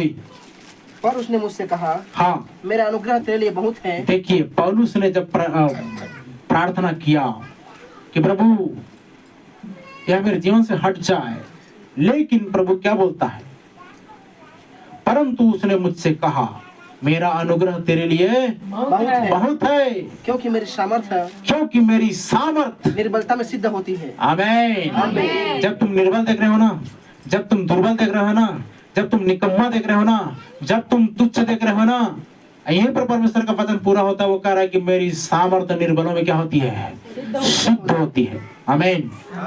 आगे, इसीलिए मैं बड़े आनंद से अपनी निर्बलताओं पर घमंड करूंगा मसीह की सामर्थ्य, क्योंकि मसीह की सामर्थ्य मुझ पर छाया करती रहे। बोलो हालेलुया। समझ में आ रहा है कि नहीं आ रहा है? अपनी निर्बलताओं पर मैं घमंड करूंगा। अब लोग मुझे निर्बल बोल रहे हैं, बहुत अच्छी बात है। लोग मुझे दुर्बल बोल रहे हैं, बहुत अच्छी बात है। मैं अपनी निर्बलता पर क्या करूंगा, घमंड करूंगा। नहीं तो तुम क्या कर रहे हो पता है? तुम सांसारिक दृष्टिकोण से क्या कर रहे हो, एकदम वो तो स्वर्ग में बैठा हुआ होना चाहिए। तुम तो स्वर्ग में बैठा दोगे तुम्हारी बातों से। और कैसा जीवन जीना चाहिए बताओ तो? यीशु मसीह ने आया और वो पापियों के साथ में खाना खाया। लोगों ने क्या बोल दिया, पेटू और पियक्कड़ बोल दिए।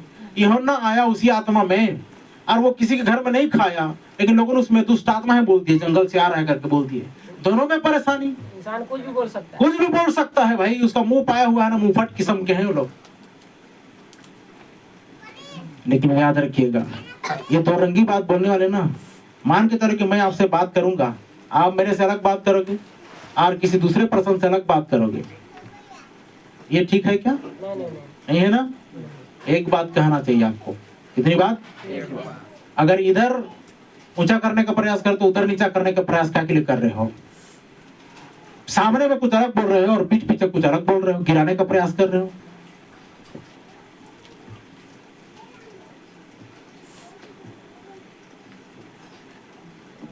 पहला थिस्सलुनीकियों 1 अध्याय 5 पद पढ़िए। पहला थिस्सलुनीकियों 1 अध्याय 5 पद पढ़िए।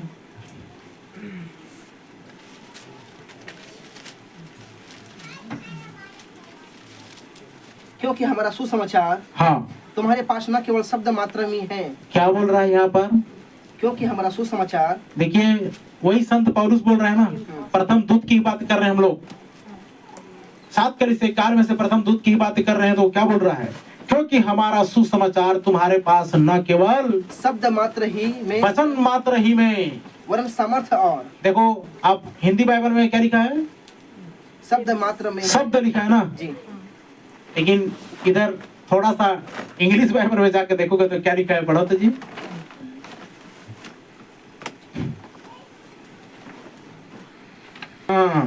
But also in power and क्योंकि हमारा सुसमाचार तुम्हारे पास न केवल शब्द मात्र ही में, वरन सामर्थ्य और पवित्र आत्मा, न केवल वचन मात्र ही में, वरन सामर्थ्य और पवित्र आत्मा में है। सामर्थ्य और पवित्र आत्मा में। आमीन। आमीन। किसमें होना चाहिए? मैं आज क्या बता रहा हूं आपको। भाई वचन बोल बोल के एकदम एक्टिंग किए चले जा रहे हो, तो भाई आत्मा और सामर्थ्य का प्रमाण भी तो होना चाहिए ना। क्या होना चाहिए? आत्मा और सामर्थ्य प्रमाण। आत्मा और सामर्थ्य का तो प्रमाण होना चाहिए। अच्छा ड्रेस भूषा क्या देख लीजिए, मेलोडी और चॉकलेटी बोल दिए। क्या बोल दिए? जलनखोर है। तो मोहित मैं बोल रहा था ना, मान के चलो कि मैं व्हाइट ड्रेस में आकर के जो पायलट लोग पहनते हैं ना, या जो उसको क्या बोलते हैं नेवी लोग पहनते हैं, ऐसा पहन कर आकर इधर क्या करूंगा, प्रचार करूंगा, तो आप मुझे नेवी बोलोगे क्या?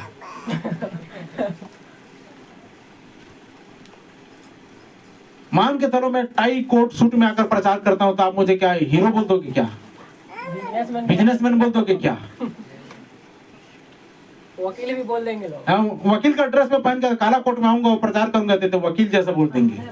क्या बोल देंगे? ये तुम कंपेयर कर रहे हो।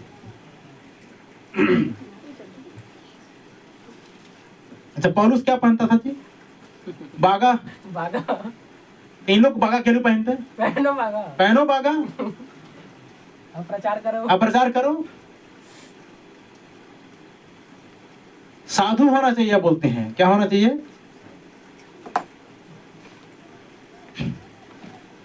तो भाई तुम्हारे अंदर में साधुगिरी क्यों नहीं दिखाई देती है?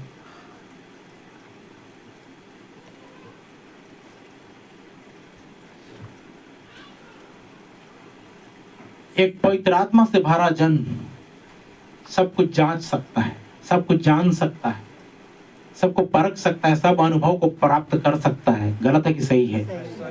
क्या परमेश्वर आपकी बातों से पक्षपात करेगा? मान के चलो कि मैं ऑलराउंडर होना चाहता हूँ, प्रभु मुझे ऑल टाइप का अनुभव दे, बोलने से अनुभव नहीं देगा क्या? देगा कि नहीं देगा? परमेश्वर आपकी जिंदगी से अगर प्रसन्न है तो आपको स्त्री जन्मने का पीड़ा को भी महसूस कराएगा, बच्चे को भी महसूस कराएगा। हाँ, हालांकि आप देखो, आप कंपेयर कर रहे हो कहाँ से? सांसारिक दृष्टिकोण से। हम आत्मा में कितना फलवंत है तो परमेश्वर जानता है। आमीन, हालेलुया। और हमने भाई आपके विरोध में कभी कुछ नहीं बोला, लेकिन आप तो बराबर हमारे विरोध में बोलते रहे हो। हमारे सामने बोल देने से क्या हुआ कि हम आपके विरोध में कुछ नहीं बोलते? भाई दूसरे के सामने में तो बोलते रहे हो। ये कैसा प्रेम है? ये कपटी प्रेम नहीं है तो क्या प्रेम है? कैसे? सही की गलत है? तो आगे क्या देखते हैं हम लोग? सारी बातें तो हमने पढ़ दी हैं।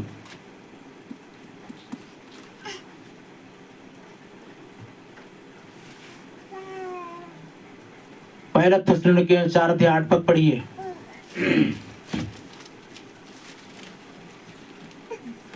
पहला थिस्सलुनीके 4:8 जी।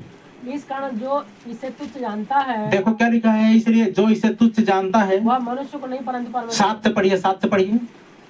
क्योंकि परमेश्वर ने हमें अशुद्ध होने के लिए नहीं, हाँ, परंतु पवित्र होने के लिए बुलाया है। जी। इस कारण जो इसे तुच्छ जानता है, देखो क्या लिखा है, इसलिए जो इसे तुच्छ जानता है वह मनुष्य को नहीं, और मनुष्य को नहीं परंतु परमेश्वर को तुच्छ जानता है। परंतु परमेश्वर को क्या जानता है? वो माइक में पढ़ दीजिए। क्योंकि परमेश्वर ने हमें अशुद्ध होने के लिए नहीं, 8 पद। इस कारण जो इसे तुच्छ जानता है, इसलिए जो इसे तुच्छ जानता है वह मनुष्य को नहीं परंतु परमेश्वर को तुच्छ जानता है। वह मनुष्य को नहीं परंतु परमेश्वर को तुच्छ जानता है, तुच्छ जानता है, जो अपना पवित्र आत्मा तुम्हें देता है। आमीन। समझ आई बात? समझ में आया कि नहीं आया? अच्छा, ये बताइए भाई कि आप जिस रीति से कंपेयर कर रहे हो, क्या परमेश्वर ने ऐसा कंपेयर किया? अगर परमेश्वर ऐसा कंपेयर करता तो क्या वो पवित्र आत्मा दे पाता? नहीं दे पाता। तुम तो जज करके संसार में उनको नाश खाक कर दोगे, जज कर करके।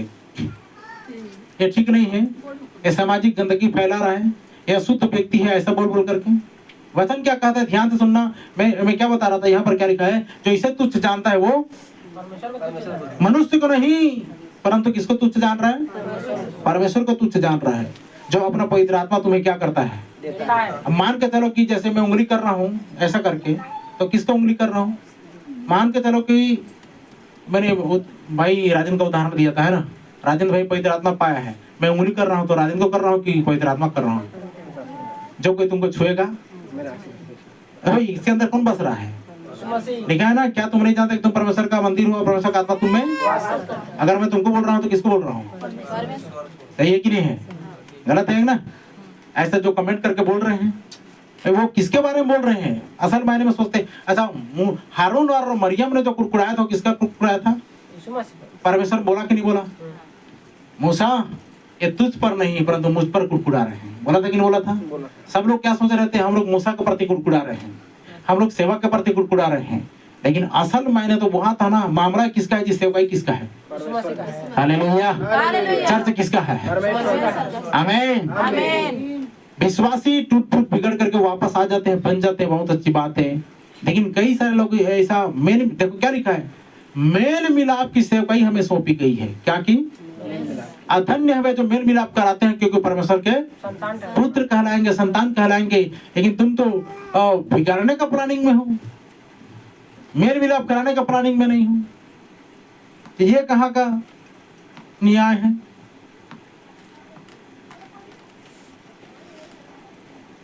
एक वचन और पढ़ दीजिए, पहला तीतुस उसका 1 अध्याय उसका 15 पद, तीतुस 1 का 15।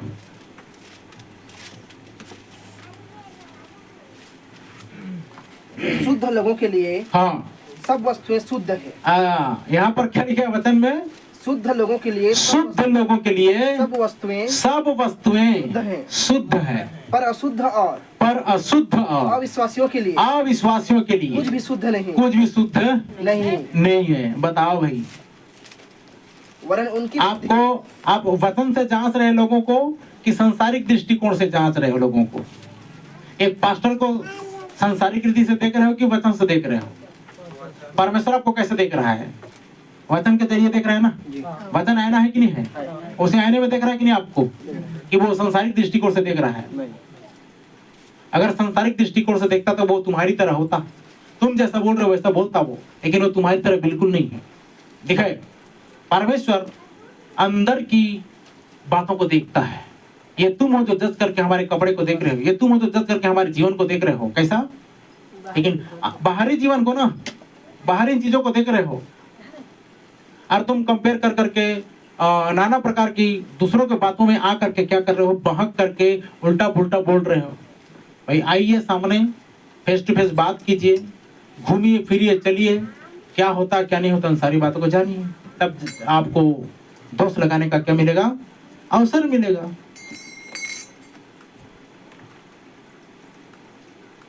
आगे क्या लिखा है भाई? पर अशुद्ध और अविश्वासियों के लिए कुछ भी अशुद्ध और अविश्वासियों के लिए कुछ भी शुद्ध नहीं, वरन उनकी बुद्धि और विवेक, परंतु वरन उनकी बुद्धि और विवेक दोनों क्या हो गए? अशुद्ध है। मैंने बताया ना, सामने वालों को शुद्ध देखना है तो आपका नजरिया शुद्ध होना चाहिए। सही है कि गलत है? सही है। अगर सामने वालों को आप बोल रहे हो ना वो अशुद्ध है, भाई अशुद्ध है बोल रहे हो, तो मतलब क्या है? इससे पहले तो बोल रहे हो तो कौन हो अशुद्ध है? खुद है कि नहीं है? अभी तो बोल रहे हैं अशुद्ध है करके। और लिखा है वचन में, पर अशुद्ध और अविश्वासियों के लिए कुछ भी शुद्ध नहीं, वरन उनकी बुद्धि और विवेक दोनों क्या हो गए? अशुद्ध हो गए। क्योंकि हमारे पास वो नजरिया नहीं है, शुद्ध देखने का नजरिया नहीं है। किसी को अच्छा देखने का नजरिया, अच्छा ही नजर वाली हमारी पास में नजर नहीं है। हमारा नजर कैसा है? इसलिए बोलता है ना, तुम अपनी आत्मा क्या कर डालो, बदल डालो। परमेश्वर बाहरी देखो लिखा ना, मनुष्य का देखना और परमेश्वर का देखना में जमीन और आसमान का अंतर है। मनुष्य बाहर का रंग रूप देखता है। क्या देखता है? बाहर का रंग रूप देखता है, जैसा तुम बाहर का रंग रूप देख रहे हो। लेकिन परमेश्वर का दृष्टि कहां पर रहती है? मन आत्मा पर रहता है ना।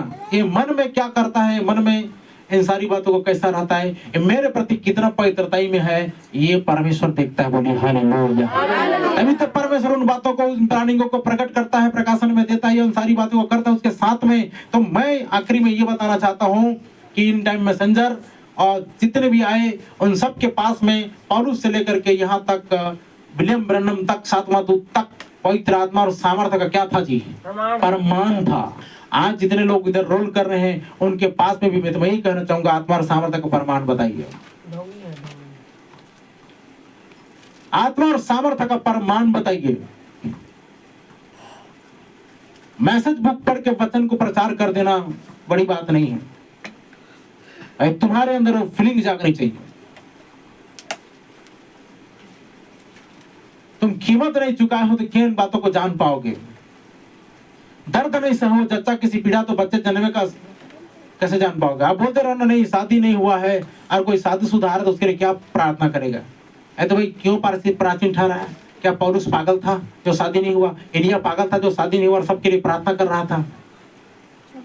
पौलुस ने कोई शादी नहीं की, कोई बच्चे पैदा नहीं किए, फिर भी वो प्रेरित भविष्यवक्ता और प्रचारक बना।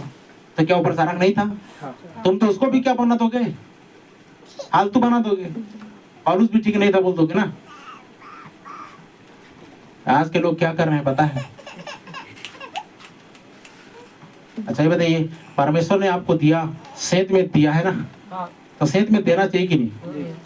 ये तुम तो कंडीशन कर करके रख रहे हो, नहीं ऐसा करोगे तो ऐसा दूंगा। अच्छा ये बताइए, परमेश्वर ने जब एलिया को बोला जा एलिशा का अभिषेक करना, उसने रोका क्या? मना किया? नहीं प्रभु एलिसा तो शादीशुदा नहीं है, क्या एलिसा शादीशुदा है? वो घर के चक्कर में है, उसको मैं अभिषेक नहीं करूंगा, बोला ऐसा? परमेश्वर का आज्ञा मानना चाहिए कि नहीं? आपको जब अथॉरिटी दे दिया गया है तो आपको उन कामों को करने के लिए जिम्मेदार होना चाहिए कि नहीं होना चाहिए? उन कामों को करना चाहिए कि नहीं करना चाहिए? परमेश्वर ने आपको नियुक्त किया है उन कामों को करने के लिए, तो आपको करना चाहिए कि नहीं करना चाहिए? हालेलुया। समझ आ रही बात?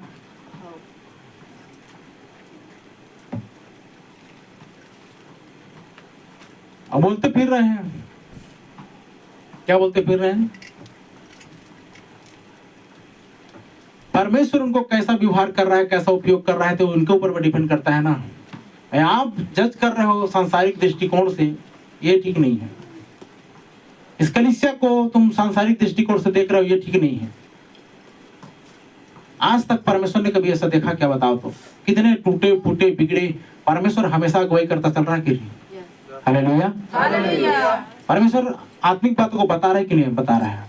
परिवेश माहौल अभी इस टाइम को आ रहा है, ऐसे अवस्था में आप आ रहे करके बता रहे कि नहीं बता रहा है?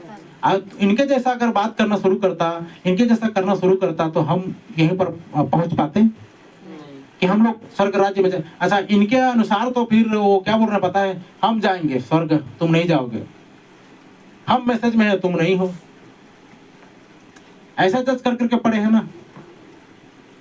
भाई तुम्हारे अंदर में तो इतना सिद्धता होना चाहिए।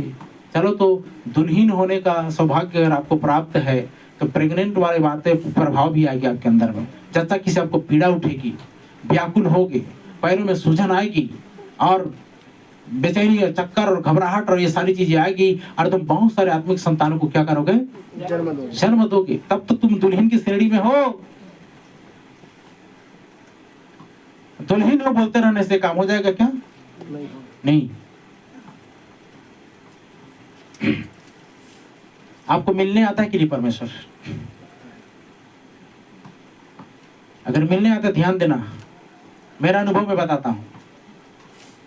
जिस दिन ज्यादा मुझे प्यास लगती है, भूख लगती है, मैं उपवास करना शुरू करता हूं, और जब वो आकर के मुझसे मिलता है तो मैं आपको बता दें, पैर अकड़ता है, मुझे उठ करके क्या करना पड़ता है? बैठना ही पड़ता है, मिलना ही पड़ता है। वो आत्मिक मिलन रहती है मेरी, और उसके बाद से लगता है कि अरे मेरा तो पेट भरा हुआ है। मतलब आत्मा में मैं क्या हो गया हूँ? प्रेग्नेंट हो गया हूँ, और अब लगता है कि आत्मिक बच्चों को जन्म देने वाला हूँ। पौलुस अनुभव कर रहा है, इर्मिया अनुभव कर रहा है, यशा अनुभव कर रहा है, दाऊद अनुभव कर रहा है। भाई आज के पास्टर लोग बड़े बड़े वो वचन को फेंक देने से कुछ नहीं होगा। सही की गलत है? रियल मीनिंग में उनके अंदर में फीलिंग जागना चाहिए, अनुभव होना चाहिए, प्रैक्टिकल अनुभव होना चाहिए। ये सब सेवकों के पास में प्रैक्टिकल अनुभव था, तुम्हारे पास आज क्या है?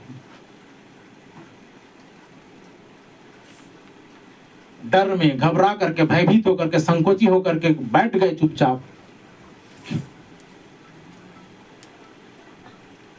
बताइए लोगों को, चिक चिल्ला के बोलिए, पौलुस की तरह बोलिए। पौलुस बोलता है ना, रात दिन रो रो करके तुमको घर घर सिखाने से नहीं झिझका मैं, परंतु तुम्हारे लाभ की जो बातें थी वो बताता रहा। ये प्रथम दूत की बातें है ना, वही कह रहा है, आत्मा और सामर्थ्य का प्रमाण था मेरे प्रचार में। ज्ञान की लुभाने वाली बातें नहीं थी। अब ज्ञान से कितना आगे बढ़ा सकते हैं जी? ज्ञान से तो मैं बढ़ा नहीं सकता, किसी को आगे बढ़ा सकता हूँ क्या? मैं आपके दिमाग में जाऊंगा सिर पर और हवा हवाई हो जाऊंगा, लेकिन परमेश्वर आत्मा में अगर इन चीजों को आपको बैठा रहा है ना, तो वो आपको आत्मा में लेकर के आगे बढ़ाएगा। हालेलुया। तो ध्यान दीजिएगा। अब यहाँ पर हम समापन की घड़ी में हैं। मैं इन बातों को यहाँ पर बोल करके मैं विराम देता हूँ। परमेश्वर इन वचन के द्वारा, शिक्षा के द्वारा हम सबको बहुत ऐसे आशीष दे। आमीन। अब अंतिम में